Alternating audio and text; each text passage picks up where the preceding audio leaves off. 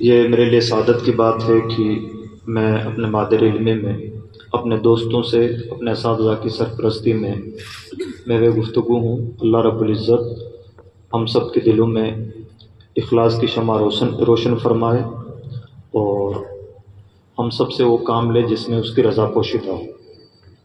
حضرت قبلہ نے میرے متعلق جو کچھ بھی کہا یہ ٹھیٹھ ان کا بڑکپن ہے، اصل اصاغر نوازی جسے کہا جاتا ہے اس کا مظہر ہے، اور شاید ہو سکتا ہے کہ ہمیں دوران طالب علمی احساس نہ ہو۔ اساتذہ اشرفیہ کا یہ ممتاز پہلو ہے کہ ان کے اندر کشادہ ظرفی بہت ہے۔ عام مدرسوں میں ہم دیکھتے ہیں کہ جب تک بڑے حضرت اپنے شاگردوں کو مولوی صاحب نہیں کہہ لیتے تب تک ایسا لگتا ہے کہ کئی بار شاگردی کا اور استاذی کا حق ادا نہیں ہو پاتا۔ یہاں اساتذہ میں بہت الگ مزاج پایا جاتا ہے، ان کا بڑا پن، اپنے چھوٹوں کو نوازنا، کشادہ ظرفی، دردمندی اور تقویٰ، یہ تمام چیزیں ان بزرگوں میں نظر آتی ہیں، اور یہ سب ہم سب کے لیے آئیڈیل چیزیں ہیں جنہیں ہمیں ڈھنگ سے کاپی کرنا چاہیے۔ اللہ ہمیں توفیق بھی عطا فرمائے اور شعور بھی۔ چونکہ ایک بہت خصوصی محفل ہے تو مجھے جو عنوان دیا گیا ہے میں چاہوں گا کہ اس عنوان پر طے شدہ وقت میں کچھ باتیں گوشے گزار کروں۔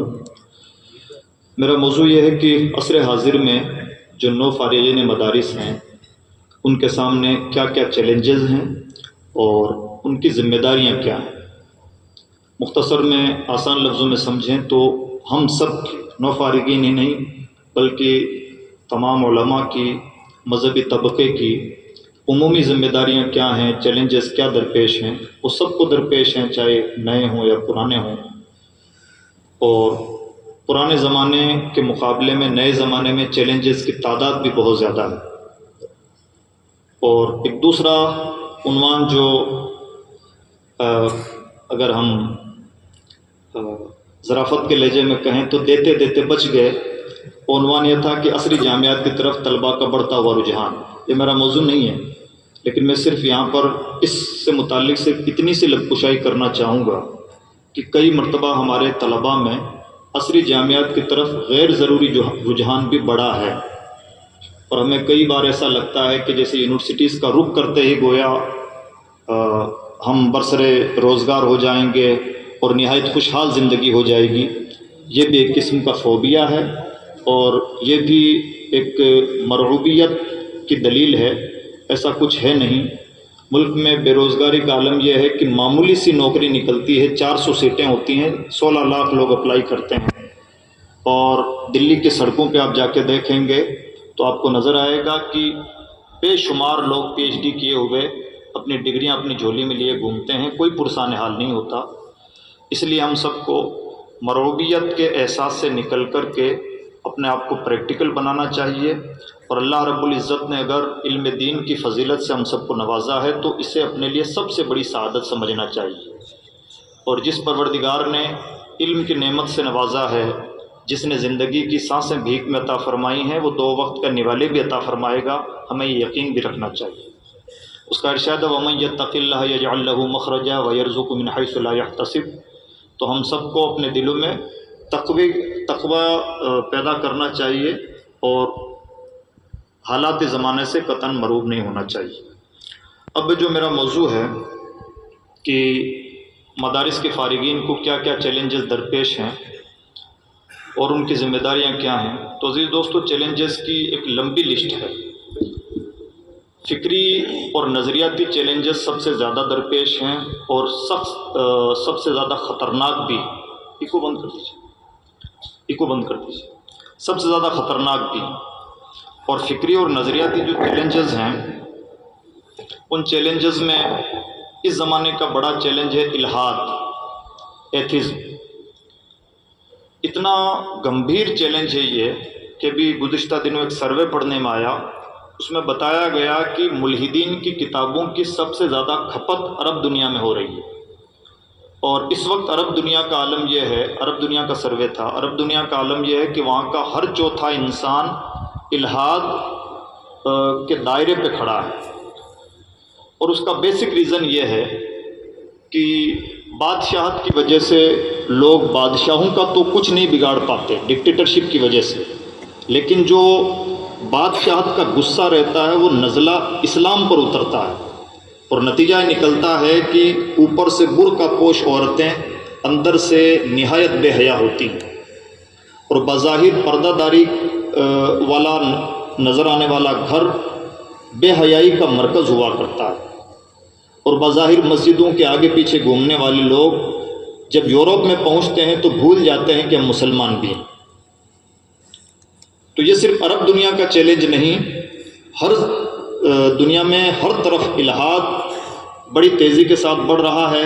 یورپ اس کی چپیٹ میں بہت پہلے سے ہے، اب اس وقت اس کا رخ انڈیا کی طرف بھی بہت تیزی سے ہے، اور رونا یہ ہے کہ پہلے ملحدین کو انڈیا میں پلیٹ فارم نہیں ملتا تھا، اور اس کی وجہ یہ تھی کہ انڈیا کا اپنا نیچر آستھا کا ہے، ناستکتا کا نہیں، یعنی یہاں کے رہنے والے کسی نہ کسی مذہب پر یقین رکھتے ہیں، چاہے کسی بھی مذہب کو مانیں، اور ملحدین وہ ہیں جو تمام مذاہب کا انکار کرتے ہیں۔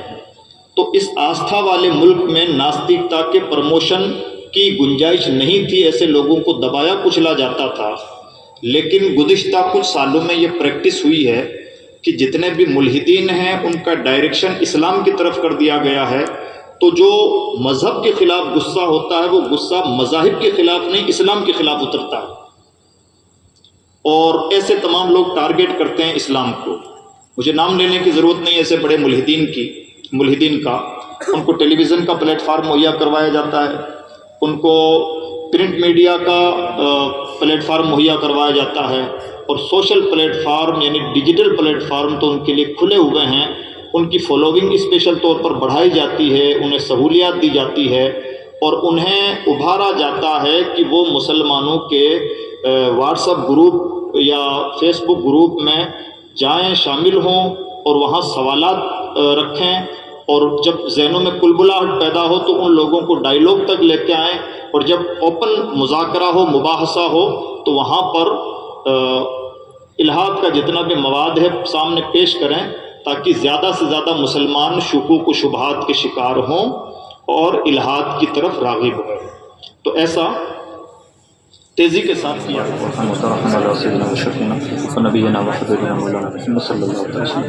تو انہوں نے اوپنلی معافی مانگی کہ ہم چاہ کر کے بھی روڈ ایکسیڈنٹ ختم نہیں کر پائے، اور اسی کے ساتھ یہ تیاری شروع ہو چکی ہے کہ اب اگر روڈ ایکسیڈنٹ کو ختم کرنا ہے، road accident per day India میں جو روڈ ایکسیڈنٹ سے موتیں ہو رہی ہیں ان کی تعداد لگ بھگ 400 ایوریج، تو 400 انسانوں کی جان مانا رکھتی ہے، اور اسی کے لیے سڑکوں کا جال پھیلایا گیا تھا۔ ہم نے اس بات کو نوٹ کیا ہوگا کہ بڑی تیزی کے ساتھ سڑکوں کا جال گزشتہ سالوں میں پھیلا ہے، تو ایک پلانڈ وے سے ایسا ہوا ہے، لیکن اس کے باوجود اوپنلی پارلیمنٹ میں معافی مانگی گئی کہ چاہ کر کے بھی یہ کام نہیں ہو پایا۔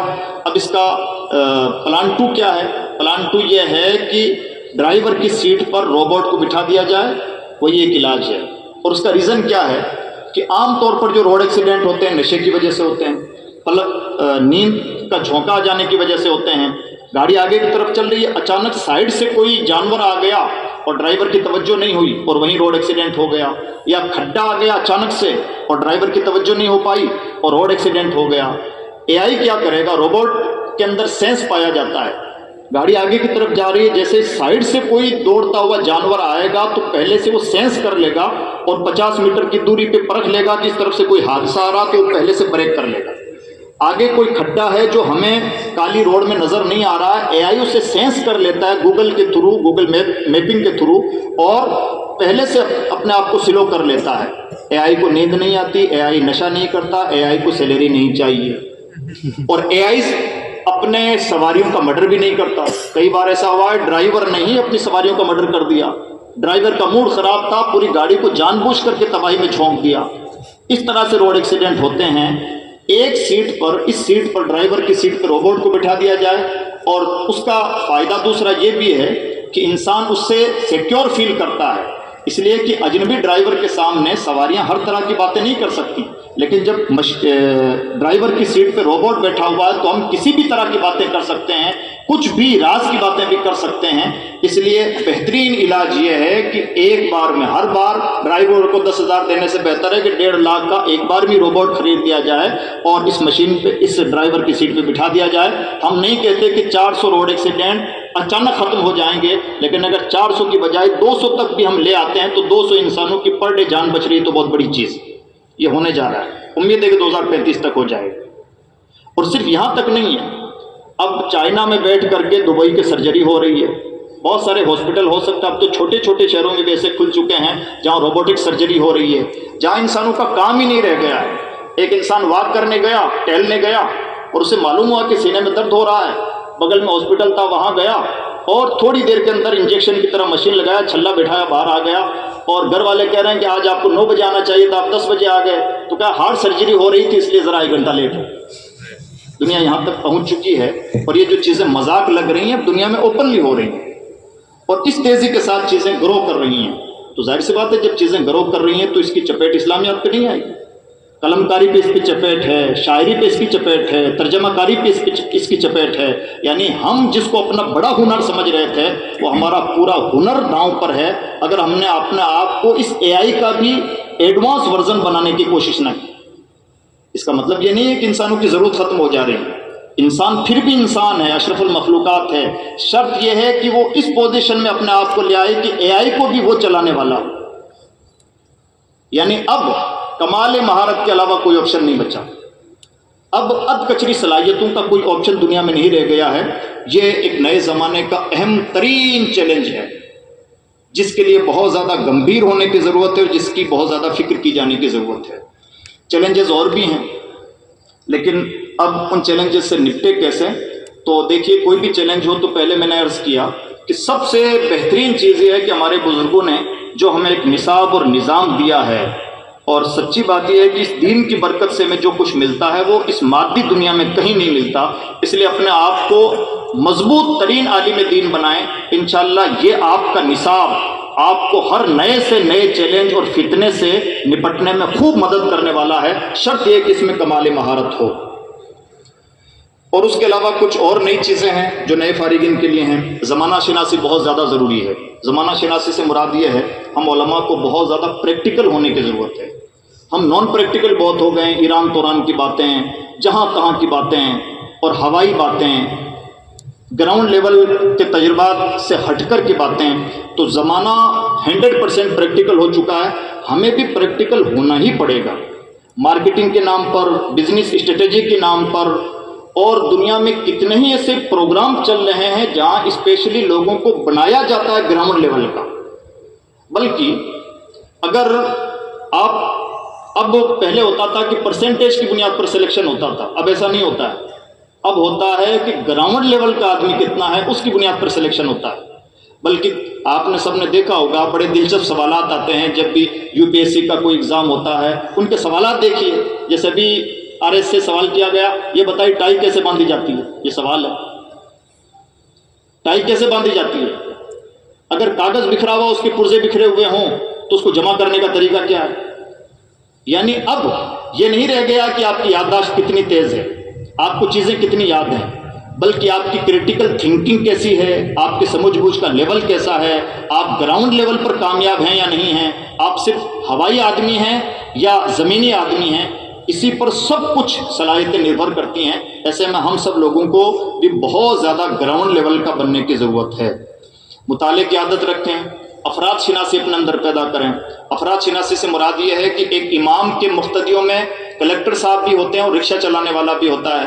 امام صاحب کو لگتا ہے کہ یہ بھی ہمارے مقتدی ہیں اور یہ بھی ہمارے مقتدی ہیں.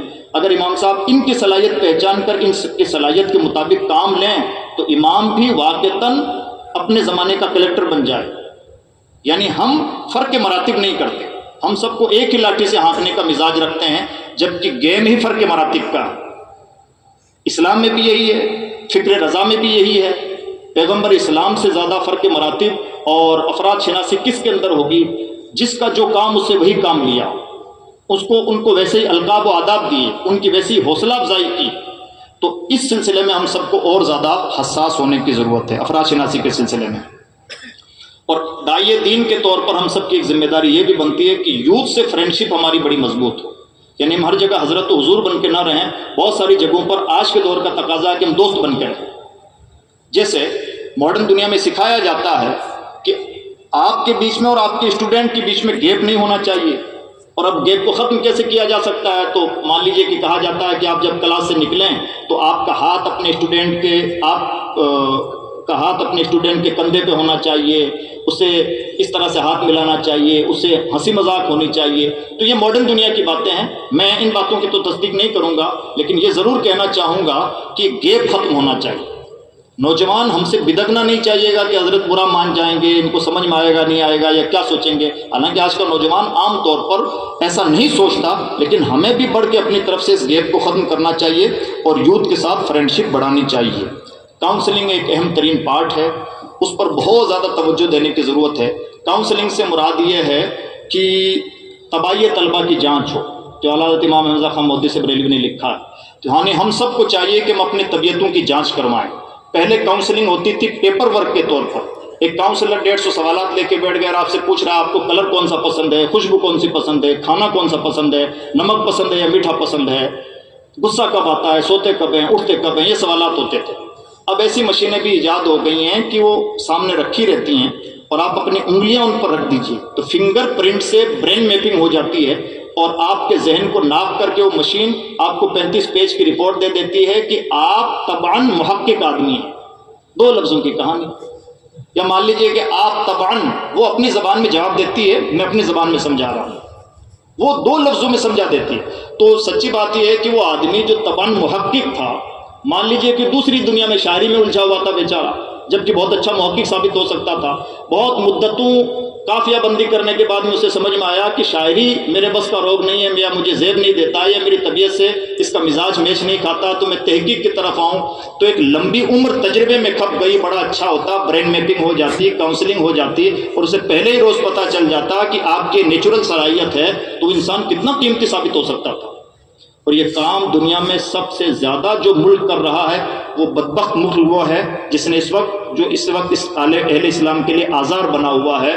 اور یہی وجہ ہے کہ مٹھی پر لوگ دنیا کا ہر نوبل پرائز اپنے نام کرتے ہیں، اور ان کی کولڈ ڈرنک ہماری ہر گاؤں کھیڑے کی دکان میں پہنچی ہوئی ہے، اور ہمارا قیمتی سے قیمتی مشروب اپنے علاقوں تک محدود ہے۔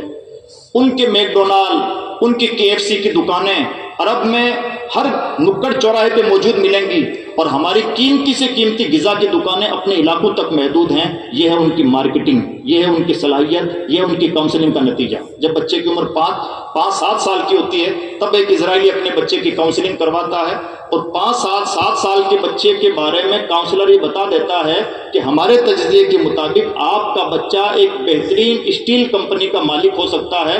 تو اب ماں باپ کو یہ فکر نہیں ہوتی کہ 10th اور 12th میں بچے کے پرسنٹیج کتنے ہیں، ماں باپ کے ذہن میں صرف یہ ہوتا ہے کہ ہمارا بچہ جب 25 سال کا ہو تو اس وقت اسٹیل کمپنی کا مالک ہونا چاہیے، اس کے ہاتھ میں کیپٹل منی کے طور پر 5 کروڑ روپے ہونے چاہیے، اور اسٹیل کمپنی کا مالک بننے کے لیے اس کو یہ ڈگریاں چاہیے، یعنی ڈگریاں سیکنڈری ہیں، اسٹیل کمپنی فرسٹ ہے۔ تو اس اسٹیل کمپنی کا مالک بننے کے لیے جو ڈگریاں چاہیے وہی ڈگریاں کرواتے ہیں۔ نتیجہ کیا نکلتا ہے کہ وہ آدمی ایگزیکٹ 25 سال کی عمر میں 5 کروڑ سے اپنے بزنس کا آغاز کرتا ہے، اور اسے ٹارگیٹ دیا جاتا ہے کہ جب تمہاری عمر 35 سال ہو تو تمہاری کمپنی کا ٹرن اوور اتنا ہو جانا چاہیے، یہاں تک بڑھ جانا چاہیے، یہاں تک بڑھ جانا چاہیے۔ اور ایگزیکٹ ویسا ہی ہوتا ہے کہ وہ ایک چھوٹے سے ملک سے اٹھنے والا آدمی پوری دنیا میں اپنی برانچز پھیلا دیتا ہے۔ تو یہ ہے کاؤنسلنگ کا کمال، جسے ہم بہت ہلکے میں لے لیتے ہیں۔ تو اس لیے اس پر بہت زیادہ توجہ کی ضرورت ہے۔ اب جدید ذرائع ابلاغ جن کا بہت بھلا استعمال ہونا چاہیے، اس پر بہت زیادہ باتیں کرنے کی ضرورت نہیں ہے۔ ایک بڑا اچھا جملہ کسی نے کہا کہ نئے زمانے کے ممبر و محراب کا نام ہے سوشل میڈیا۔ تو اس لیے اس نئے زمانے کے ممبر و محراب کا ڈیٹا ہمارے ذہنوں میں ہونا چاہیے کہ جو سوشل اکاؤنٹس ہیں، یعنی فیس بک ہے، ٹویٹر جس کا نام ایکس ہو گیا ہے، یوٹیوب ہو گیا ہے، آج کے دور میں 60% لوگ اس کا روزانہ یوز کر رہے ہیں، 60% ہے اس کا۔ اور نیوز سے، یعنی انسان کہاں سے اپنا کنٹینٹ حاصل کر رہا ہے، انسان معلومات کہاں سے حاصل کر رہا ہے، تو 60% لوگ سوشل میڈیا سے، 25% لوگ مین اسٹریم میڈیا سے، یعنی اس وقت ٹیلی ویژن بھی بہت پیچھے ہیں، آدھے سے بھی زیادہ پیچھے ہیں، ڈیجیٹل میڈیا آ گیا ہے۔ 25% لوگ ہی ٹیلی ویژن سے معلومات اخذ کرتے ہیں، اور 10% لوگ کتابوں سے معلومات حاصل کرتے ہیں، اور 5% لوگ ہیں جو دوسرے ذرائع سے معلومات حاصل کرتے ہیں۔ یعنی انسان کہاں سے مواد لے رہا ہے تو 5% دوسرے ذرائع سے، 10% کتابوں سے، یعنی کتابوں والے لوگ اب 10% رہ گئے، یہ ڈیٹا بتا رہا ہے۔ 25% مین اسٹریم میڈیا سے، یعنی ٹیلی ویژن کی دنیا سے، اور 60% لوگ سوشل میڈیا سے۔ اور یہ باتیں یکساں اپلائی ہوتی ہیں، تو ایسا نہیں ہے کہ موسم کی معلومات یہاں سے لی جا رہی ہے، دین کی معلومات بھی انہی پلیٹ فارم سے 60% لی جا رہی ہے۔ تو اس سلسلے میں ہم سب کو یہ چاہیے کہ یہ اگر نئے زمانے کے منبر و محراب ہیں تو ہم اپنے آپ کو اس کے لائق بنائیں۔ اور ہم کئی بار رونا روتے ہیں کہ ایک فتنہ ایک بغل کے ملک سے کھڑا ہوا اور ایک بدتمیز انسان نے لاکھوں لاکھ لوگوں کو اپنا فالوور بنا لیا اور گمراہ کر دیا، اور ہماری قیمتی صلاحیتیں جس کے سامنے وہ ادنا طفل مکتب کی بھی حیثیت نہیں رکھتا، وہ قیمتی صلاحیتیں کئی مرتبہ اب وہ تقوی کی وجہ سے یا ان کا جو بھی پروٹوکول ہے یا ان کی جو بھی احتیاطیں، ان احتیاطوں کی وجہ سے ان پلیٹ فارم پہ موجود نہیں ہوتے، اور نتیجہ نکلتا ہے جب چڑیا کھیت چک چکی ہوتی ہے تب ہم افسوس تو کر رہے ہوتے ہیں، لیکن جب ہمارے پاس وقت ہوتا ہے تو ہم ان پلیٹ فارم کا پازیٹیو یوز نہیں کر رہے ہوتے ہیں۔ یہی سچائی ہے۔ اور جو یوز کر رہے ہیں وہ کیا کر رہے ہیں؟ وہ فین فالوونگ کے طور پر، گلیمر کے طور پر، یہ بھی ایک پرابلم ہے۔ اب ہر ناک خاں کے سر پر امامے کی بجائے پتہ نہیں کیا ہی چیز آ گئی ہے۔ تقریر کی دنیا ایسا لگ رہا ہے جانے کوئی میدان جہاد میں اتر رہا ہے۔ ایک عجب فارملٹی کی دنیا، فالوونگ کی دنیا، گلیمر کی دنیا، یعنی ایک دنیا وہ ہے جو گلیمر کی دنیا خودکشی کر رہی ہے، اور ہم دین کا چولا اوڑھ کر کے گلیمر کی دنیا کی طرف بڑھ رہے ہیں۔ اس سے زیادہ محرومی کی بات نہیں ہو سکتی۔ اس لیے سوشل میڈیا کے استعمال کا مطلب ہے گلیمر میں الجھنا نہیں، بلکہ داعیے دین کی حیثیت سے سوشل میڈیا کا بھلا استعمال کرنا۔ تو دعوت دین کے جو دوسرے تقاضے ہیں، جیسے حکمت ہے، جیسے نرمی ہے، جیسے خدمت خلق ہے، جیسے کمیونیکیشن ہے، جیسے خلوص ہے، ان تمام چیزوں کو بھی بہت مضبوطی کے ساتھ تھامنے کی ضرورت ہے۔ عزیز طلبہ، یہ کچھ باتیں میں نے آپ کے سامنے پیش کی، اور میں امید کرتا ہوں کہ انشاءاللہ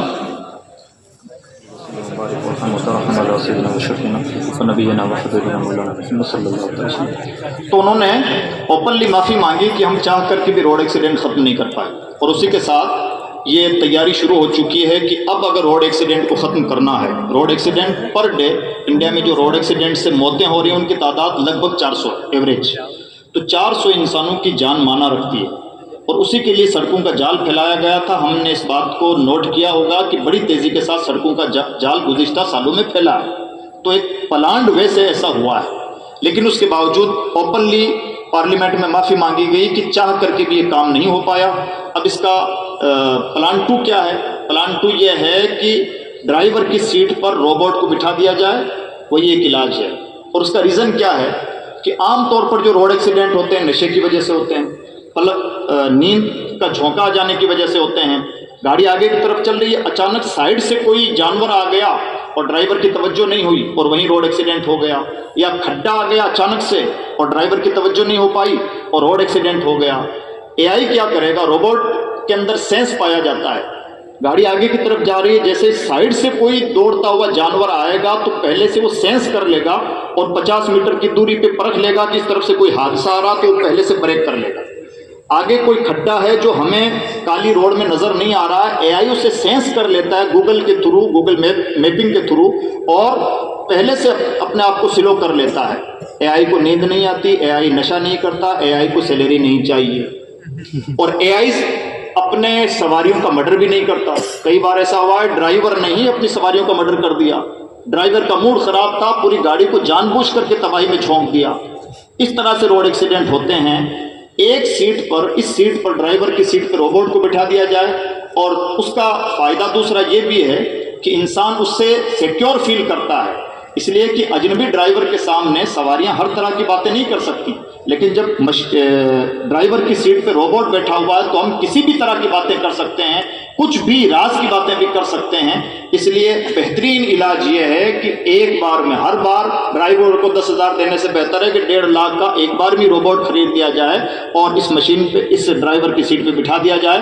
ہم نہیں کہتے کہ 400 روڈ ایکسیڈنٹ اچانک ختم ہو جائیں گے، لیکن اگر 400 کی بجائے 200 تک بھی ہم لے آتے ہیں تو 200 انسانوں کی پر ڈے جان بچ رہی ہے تو بہت بڑی چیز۔ یہ ہونے جا رہا ہے، امید ہے کہ 2035 تک ہو جائے گا۔ اور صرف یہاں تک نہیں ہے، اب چائنا میں بیٹھ کر کے دبئی کی سرجری ہو رہی ہے، بہت سارے ہاسپٹل ہو سکتا ہے، اب تو چھوٹے چھوٹے شہروں میں بھی ایسے کھل چکے ہیں جہاں روبوٹک سرجری ہو رہی ہے، جہاں انسانوں کا کام ہی نہیں رہ گیا ہے۔ ایک انسان واک کرنے گیا، ٹہلنے گیا، اور اسے معلوم ہوا کہ سینے میں درد ہو رہا ہے، بغل میں ہاسپٹل تھا، وہاں گیا اور تھوڑی دیر کے اندر انجیکشن کی طرح مشین لگایا، چھلا بٹھایا، باہر آ گیا، اور گھر والے کہہ رہے ہیں کہ آج آپ کو 9 بجے آنا چاہیے تھا، آپ 10 بجے آ گئے، تو کیا ہارٹ سرجری ہو رہی تھی اس لیے ذرا 1 گھنٹہ لیٹ ہو۔ دنیا یہاں تک پہنچ چکی ہے، اور یہ جو چیزیں مذاق لگ رہی ہیں اب دنیا میں اوپنلی ہو رہی ہیں، اور اس تیزی کے ساتھ چیزیں گرو کر رہی ہیں، تو ظاہر سی بات ہے جب چیزیں گرو کر رہی ہیں تو اس کی چپیٹ اسلامیات پہ نہیں آئے گی۔ قلم کاری پہ اس کی چپیٹ ہے، شاعری پہ اس کی چپیٹ ہے، ترجمہ کاری پہ اس کی چپیٹ ہے، یعنی ہم جس کو اپنا بڑا ہنر سمجھ رہے تھے وہ ہمارا پورا ہنر داؤں پر ہے اگر ہم نے اپنے آپ کو اس اے آئی کا بھی ایڈوانس ورژن بنانے کی کوشش نہ کی۔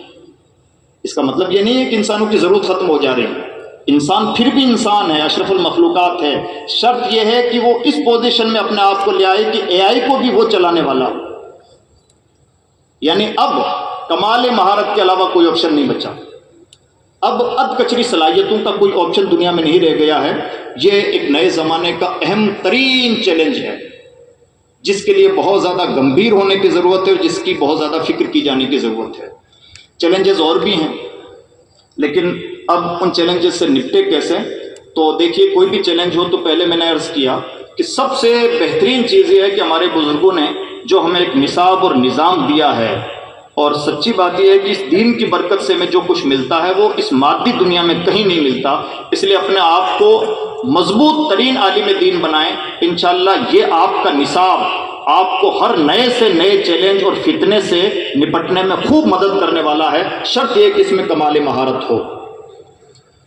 اور اس کے علاوہ کچھ اور نئی چیزیں ہیں جو نئے فارغین کے لیے ہیں۔ زمانہ شناسی بہت زیادہ ضروری ہے۔ زمانہ شناسی سے مراد یہ ہے ہم علماء کو بہت زیادہ پریکٹیکل ہونے کی ضرورت ہے۔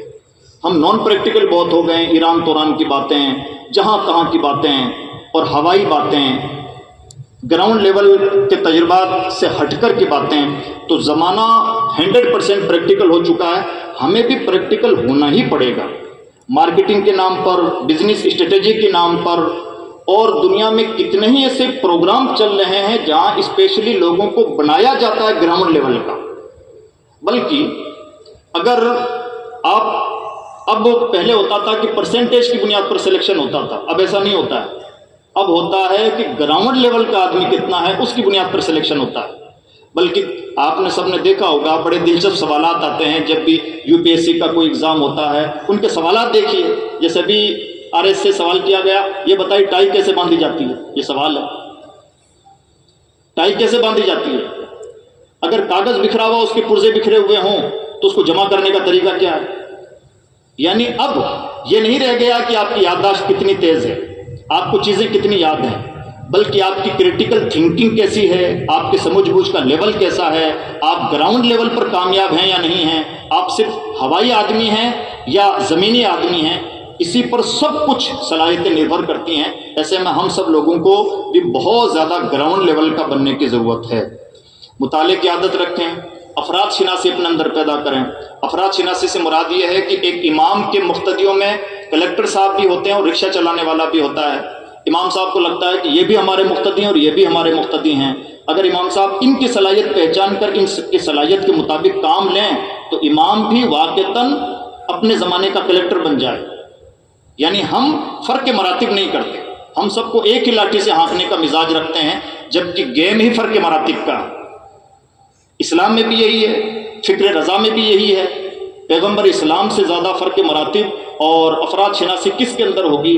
جس کا جو کام اس سے وہی کام لیا، ان کو ویسے ہی القاب و آداب دیے، ان کی ویسی حوصلہ افزائی کی۔ تو اس سلسلے میں ہم سب کو اور زیادہ حساس ہونے کی ضرورت ہے افراد شناسی کے سلسلے میں۔ اور داعیے دین کے طور پر ہم سب کی ایک ذمہ داری یہ بھی بنتی ہے کہ یوتھ سے فرینڈشپ ہماری بڑی مضبوط ہو، یعنی ہم ہر جگہ حضرت و حضور بن کے نہ رہیں، بہت ساری جگہوں پر آج کے دور کا تقاضا ہے کہ ہم دوست بن کے رہیں۔ جیسے ماڈرن دنیا میں سکھایا جاتا ہے کہ آپ کے بیچ میں اور آپ کے اسٹوڈنٹ کے بیچ میں گیپ نہیں ہونا چاہیے، اور اب گیپ کو ختم کیسے کیا جا سکتا ہے؟ تو مان لیجئے کہ کہا جاتا ہے کہ آپ جب کلاس سے نکلیں تو آپ کا ہاتھ اپنے اسٹوڈنٹ کے آپ کا ہاتھ اپنے اسٹوڈنٹ کے کندھے پہ ہونا چاہیے، اسے اس طرح سے ہاتھ ملانا چاہیے، اسے ہنسی مذاق ہونی چاہیے. تو یہ ماڈرن دنیا کی باتیں ہیں، میں ان باتوں کی تو تصدیق نہیں کروں گا، لیکن یہ ضرور کہنا چاہوں گا کہ گیپ ختم ہونا چاہیے. نوجوان ہم سے بدگنا نہیں چاہیے گا کہ حضرت برا مان جائیں گے، ان کو سمجھ میں آئے گا نہیں آئے گا یا کیا سوچیں گے. حالانکہ آج کا نوجوان عام طور پر ایسا نہیں سوچتا، لیکن ہمیں بھی بڑھ کے اپنی طرف سے اس گیپ کو ختم کرنا چاہیے اور یوتھ کے ساتھ فرینڈشپ بڑھانی چاہیے. کاؤنسلنگ ایک اہم ترین پارٹ ہے، اس پر بہت زیادہ توجہ دینے کی ضرورت ہے. کاؤنسلنگ سے مراد یہ ہے کہ تباہی طلبہ کی جانچ ہو، جو اعلیٰ حضرت امام احمد خان مودودی سے بریلوی نے لکھا ہے. یعنی ہم سب کو چاہیے کہ ہم اپنی طبیعتوں کی جانچ کروائیں. پہلے کاؤنسلنگ ہوتی تھی پیپر ورک کے طور پر، ایک کاؤنسلر 150 سوالات لے کے بیٹھ گیا اور آپ سے پوچھ رہا ہے آپ کو کلر کون سا پسند ہے، خوشبو کون سی پسند ہے، کھانا کون سا پسند ہے، نمک پسند ہے یا میٹھا پسند ہے، غصہ کب آتا ہے، سوتے کب ہیں، اٹھتے کب ہیں، یہ سوالات ہوتے تھے. اب ایسی مشینیں بھی ایجاد ہو گئی ہیں کہ وہ سامنے رکھی رہتی ہیں اور آپ اپنی انگلیاں ان پر رکھ دیجیے تو فنگر پرنٹ سے برین میپنگ ہو جاتی ہے اور آپ کے ذہن کو ناپ کر کے وہ مشین آپ کو 35 پیج کی رپورٹ دے دیتی ہے کہ آپ طبعاً محقق آدمی ہیں. 2 لفظوں کی کہانی. یا مان لیجئے کہ آپ طبعاً، وہ اپنی زبان میں جواب دیتی ہے، میں اپنی زبان میں سمجھا رہا ہوں، وہ 2 لفظوں میں سمجھا دیتی ہے. تو سچی بات یہ ہے کہ وہ آدمی جو طبعاً محقق تھا، مان لیجئے کہ دوسری دنیا میں شاعری میں الجھا ہوا تھا بیچارہ، جبکہ بہت اچھا محقق ثابت ہو سکتا تھا. بہت مدتوں قافیہ بندی کرنے کے بعد میں اسے سمجھ میں آیا کہ شاعری میرے بس کا روگ نہیں ہے، یا مجھے زیب نہیں دیتا یا میری طبیعت سے اس کا مزاج میچ نہیں کھاتا، تو میں تحقیق کی طرف آؤں. تو ایک لمبی عمر تجربے میں کھپ گئی، بڑا اچھا ہوتا، برین میپنگ ہو جاتی، کاؤنسلنگ ہو جاتی اور اسے پہلے ہی روز پتہ چل جاتا کہ آپ کی نیچرل صلاحیت ہے، تو انسان کتنا قیمتی ثابت ہو سکتا تھا. اور یہ کام دنیا میں سب سے زیادہ جو ملک کر رہا ہے وہ بدبخت ملک وہ ہے جس نے اس وقت اس اہل اسلام کے لیے آزار بنا ہوا ہے. اور یہی وجہ ہے کہ مٹھی پر لوگ دنیا کا ہر نوبل پرائز اپنے نام کرتے ہیں اور ان کی کولڈ ڈرنک ہماری ہر گاؤں کھیڑے کی دکان میں پہنچی ہوئی ہے اور ہمارا قیمتی سے قیمتی مشروب اپنے علاقوں تک محدود ہے. ان کے میک ڈونالڈ، ان کی KFC کی دکانیں عرب میں ہر نکڑ چوراہے پہ موجود ملیں گی اور ہماری قیمتی سے قیمتی غذا کی دکانیں اپنے علاقوں تک محدود ہیں. یہ ہے ان کی مارکیٹنگ، یہ ہے ان کی صلاحیت، یہ ہے ان کی کاؤنسلنگ کا نتیجہ. جب بچے کی عمر 5-7 سال کی ہوتی ہے تب ایک اسرائیلی اپنے بچے کی کاؤنسلنگ کرواتا ہے اور 5-7 سال کے بچے کے بارے میں کاؤنسلر یہ بتا دیتا ہے کہ ہمارے تجزیے کے مطابق آپ کا بچہ ایک بہترین اسٹیل کمپنی کا مالک ہو سکتا ہے.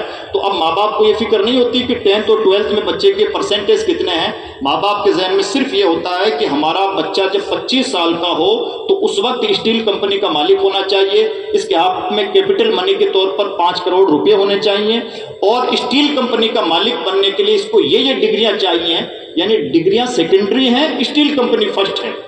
تو اس اسٹیل کمپنی کا مالک بننے کے لیے جو ڈگریاں چاہیے وہی ڈگریاں کرواتے ہیں. نتیجہ کیا نکلتا ہے کہ وہ آدمی ایگزیکٹ 25 سال کی عمر میں 5 کروڑ سے اپنے بزنس کا آغاز کرتا ہے اور اسے ٹارگیٹ دیا جاتا ہے کہ جب تمہاری عمر 35 سال ہو تو تمہاری کمپنی کا ٹرن اوور اتنا ہو جانا چاہیے، یہاں تک بڑھ جانا چاہیے، یہاں تک بڑھ جانا چاہیے. اور ایگزیکٹ ویسا ہی ہوتا ہے کہ وہ ایک چھوٹے سے ملک سے اٹھنے والا آدمی پوری دنیا میں اپنی برانچز پھیلا دیتا ہے. تو یہ ہے کاؤنسلنگ کا کمال، جسے ہم بہت ہلکے میں لے لیتے ہیں. تو اس لیے اس پر بہت زیادہ توجہ کی ضرورت ہے. اب جدید ذرائع ابلاغ جن کا بہت بھلا استعمال ہونا چاہیے، اس پر بہت زیادہ باتیں کرنے کی ضرورت نہیں ہے. ایک بڑا اچھا جملہ کسی نے کہا کہ نئے زمانے کے ممبر و محراب کا نام ہے سوشل میڈیا. تو اس لیے اس نئے زمانے کے ممبر و محراب کا ڈیٹا ہمارے ذہنوں میں ہونا چاہیے کہ جو سوشل اکاؤنٹس ہیں، یعنی فیس بک ہے، ٹویٹر جس کا نام ایکس ہو گیا ہے، یوٹیوب ہو گیا ہے، آج کے دور میں 60% لوگ اس کا روزانہ یوز کر رہے ہیں، 60% ہے اس کا. اور نیوز سے، یعنی انسان کہاں سے اپنا کنٹینٹ حاصل کر رہا ہے، انسان معلومات کہاں سے حاصل کر رہا ہے، تو 60% لوگ سوشل میڈیا سے، 25% لوگ مین اسٹریم میڈیا سے، یعنی اس وقت ٹیلی ویژن بھی بہت پیچھے ہیں، آدھے سے بھی زیادہ پیچھے ہیں، ڈیجیٹل میڈیا آ گیا ہے. 25% لوگ ہی ٹیلی ویژن سے معلومات اخذ کرتے ہیں اور 10% لوگ کتابوں سے معلومات حاصل کرتے ہیں اور 5% لوگ ہیں جو دوسرے ذرائع سے معلومات حاصل کرتے ہیں. یعنی انسان کہاں سے مواد لے رہا ہے، تو 5% دوسرے ذرائع سے، 10% کتابوں سے، یعنی کتابوں والے لوگ اب 10% رہ گئے، یہ ڈیٹا بتا رہا ہے. 25% मेन स्ट्रीम मीडिया से यानी टेलीविज़न की दुनिया से और 60% लोग सोशल मीडिया से, और ये बातें यकसां अप्लाई होती हैं। तो ऐसा नहीं है कि मौसम की मालूमात यहाँ से ली जा रही है, दिन की मालूमात भी इन्हीं प्लेटफार्म से 60% ली जा रही है। तो इस सिलसिले में हम सबको ये चाहिए कि ये अगर नए ज़माने के मिंबर मेहराब हैं तो हम अपने आप को इसके लायक बनाएं। और हम कई बार रोना रोते हैं कि एक फितना एक बगल के मुल्क से खड़ा हुआ और एक बदतमीज़ इंसान ने लाखों लाख लोगों को अपना फॉलोवर बना लिया और गुमराह कर दिया, और हमारी कीमती सलाहियतें जिसके सामने वो अदना तिफले मकतब की भी हैसियत नहीं रखता, वो कीमती सलाहियतें कई मरतबा अब वो तकवे की वजह से या उनका जो भी प्रोटोकॉल है या उनकी जो भी एहतियातें, उन एहतियातों की वजह से इन प्लेटफार्म पे मौजूद नहीं होते, और नतीजा निकलता है जब चिड़िया खेत चुग चुकी होती है तब हम अफसोस तो कर रहे होते हैं, लेकिन जब हमारे पास वक्त होता है तो हम उन प्लेटफार्म का पॉजिटिव यूज़ नहीं कर रहे होते हैं। यही सच्चाई है। और जो यूज़ कर रहे हैं वो क्या कर रहे हैं, वो फैन फॉलोइंग के तौर पर, ग्लैमर के तौर पर। ये भी एक प्रॉब्लम है। अब हर नात खां के सर पर अमामे की बजाय पता नहीं क्या ही चीज़ आ गई है। तकरीर की दुनिया ऐसा लग रहा है जाने कोई मैदान जिहाद में उतर रहा है। एक अजब फॉर्मेलिटी की दुनिया, फॉलोइंग की दुनिया, ग्लैमर की दुनिया। यानी एक दुनिया वो है जो ग्लैमर की दुनिया खुदकुशी कर रही है, और हम दीन का चोला ओढ़ करके ग्लैमर की दुनिया की तरफ बढ़ रहे हैं। इससे ज़्यादा महरूमी की बात नहीं हो सकती। इसलिए सोशल मीडिया के इस्तेमाल का मतलब है ग्लैमर में उलझना नहीं, बल्कि दाइए दीन की हैसियत से सोशल मीडिया का भला इस्तेमाल करना। तो दावत दीन के जो दूसरे तकाजे हैं, जैसे हिकमत है, जैसे नरमी है, जैसे खिदमत खल्क है, जैसे कम्युनिकेशन है, जैसे खुलूस है, इन तमाम चीज़ों को भी बहुत मजबूती के साथ थामने की ज़रूरत है।